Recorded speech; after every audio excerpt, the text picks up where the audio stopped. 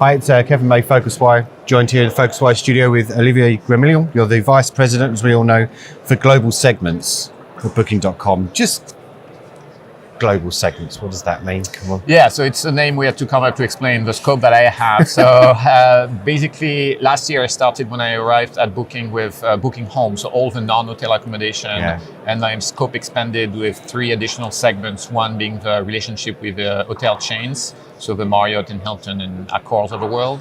Everything we do on new segments, so whatever we do in resorts and things like that. And the last one is actually around our strategy around emerging markets, so something a little bit more transverse across all different segments. So that's the 4th thing that I'm in charge of. Some of them have some synergies, some others no. So we had to find a name, and global segments seem to be a good one. Yeah. It's just very confusing initially, but so they've added you to your role quite a lot in the space of a year. Yeah. So how does that work out? How do you divide your time up? So obviously in the past few months I spent quite a bit of time on the topics I didn't know as much. So the hotel chains, for instance, I spend a lot of time with our hotel chains partners just to understand, what are their concerns and stuff. So I spent a disproportionate amount of time in the new things that I didn't know that much about. And then I think going forward is, based on the size and the importance of the potential of the different initiatives, and I'll split my time according to that. So obviously home is still, a big part of what we do. Somebody took my job to actually run it day to day, but I'm still very well involved. So talk to us a little bit about the strategy around commissions. There's been some coverage and news stories of what Marriott was doing and things like that. Just how do you approach the strategy with commissions, and how do you sense, second part of the question is, how do you sense that might change? Yeah, so, our commission, there is no big strategy behind it, right? Like our average commission is 15% in the world. In most countries, it does not move for many years. We have some specific contracts with some of the hotel chains, like the big hotel chains, but normal negotiation where, they want less commission and we want to keep it at the same level in many cases, but no big, strategy or masterminding behind it. It's just a normal relationship with the chains on one side, and then the rest you have standard commission that have not changed that much. So. Who do you say holds the power when it comes to the commissions? Is it you because you've just got so much volume, or is it the chains who because they are just getting bigger and more powerful? Some would say. Yeah. So and it's one thing we are trying to get away from, because the relationship used to be much more commercial. And so it was a negotiation on, hey, I give you this, you give me that. But now more and more with most of the chains, we're actually trying to build a real partnership where we're actually creating things together. And the goal is not to be one being more powerful and extracting more value than the other. Is actually there is value in actually growing together and making sure that we actually extract value and demand and all that on the same on both sides. So there are things that are valuable to us for our own products. There are things that are valuable to them. So we have very good discussions. Honestly, I was expecting when I had my first discussion with the chains with something much more on the kind of negotiation you think like in a back room where like everybody fights with each other, but it's actually not that. Like we have very open discussion about their strategy. We share a lot about our strategy. We share our numbers. We share their numbers and stuff. And it's in many cases, it's a very good partnership that is being built. But so yeah, very, very good discussions, obviously, where, we don't agree on everything, but mostly it's the vast majority of the discussions are around how can we actually do something that is good for both of us. And talk to us a little bit on the commission subject, but with around private accommodation. How does that work? Very simple, same thing. Like there is a commission. It's the same model again. Yeah, you have if you are in Amsterdam, the commission is 15%. We charge you 15%. What about if you're a property management company that has 30 apartments? Does it work on the chain principle again? No. The vast majority of our partners on both sides have standard commissions that everybody has. So there is no, it's, so you don't want to work with us. So you don't replicate the slightly more flexible commission structure if there's a big property management company? No, and even on the hotel side, it's very, it's very limited. So who has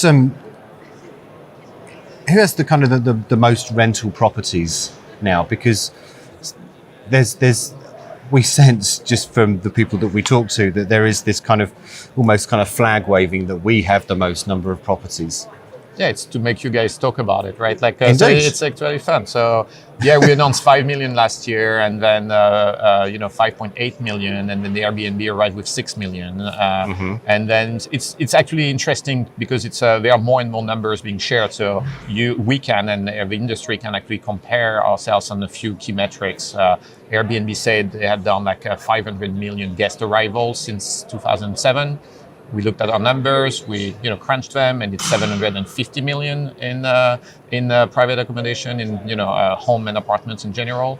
3 billion guest arrivals since 2007 across the entire business, including hotels. So I think it's healthy that we start to share more and more some of these numbers externally, because it's a good way for people to benchmark a little bit better. So. Does it matter when it's just a fraction of 100,000 between you or something like that? No, I think. Or is it just to get us to write about it? It's actually fun, and apparently you guys like to write about it as well. So that's why we continue a little bit this. But no, I think what matters is really, it doesn't matter whether it's 5.5, 6 or whatever. It's actually what is the strategy behind it. And our strategy is to make sure that our customers can see as wide a selection as possible. And this is a mix of the type of properties that we offer. So we have more than 30 types of properties, from a hotel, a resort, a motel, a private accommodation, a B&B, camping, and whatever else, and how much you have, because you need to have some scale in each of the markets to be relevant.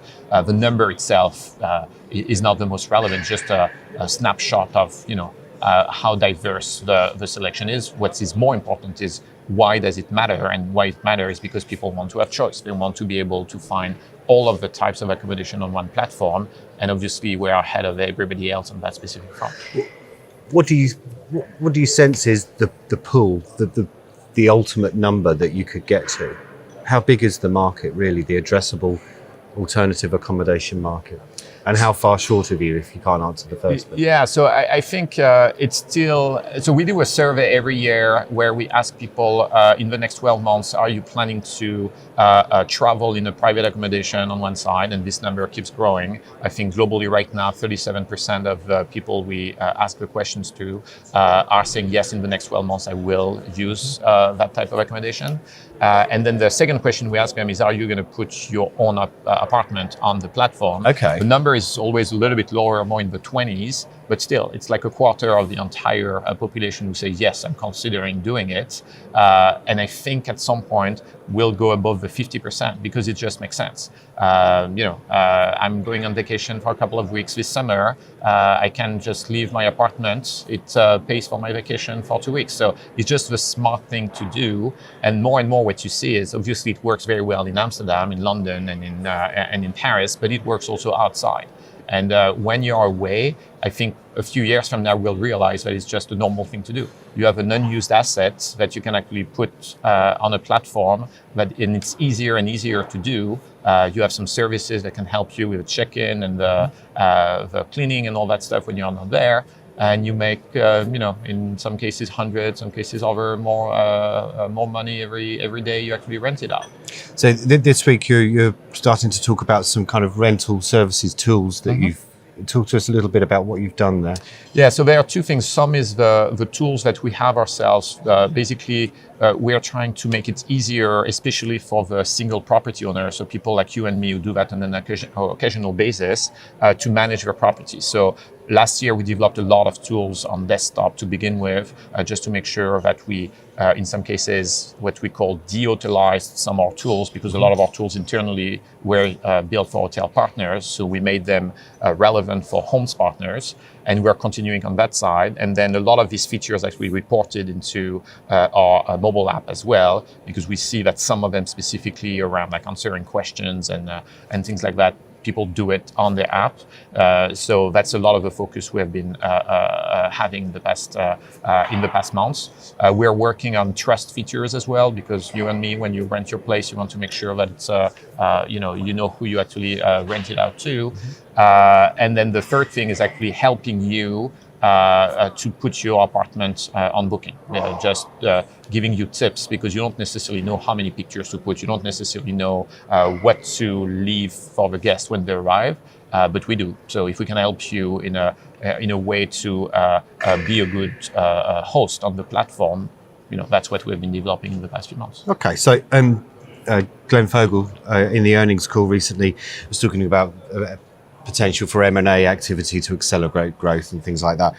Is the thinking behind that you need brands, or do you need tools? And I guess thirdly, is your growth slowing? Is that why you need to get back into the M&A world again? No, I think there are two ways you can do M&A in booking. One is acquiring a company and putting it into the holdings, and it's an independent company that lives in its own. And then there are more strategic acquisitions that we can do for one of the businesses, booking being one of them.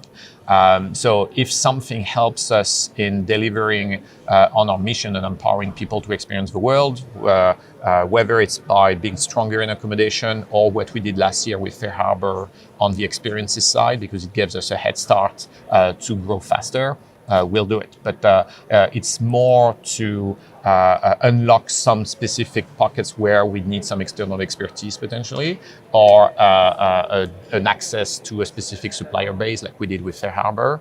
So it's very opportunistic based on how it fits with our strategy. Where else? Well, where is the most need then within the group?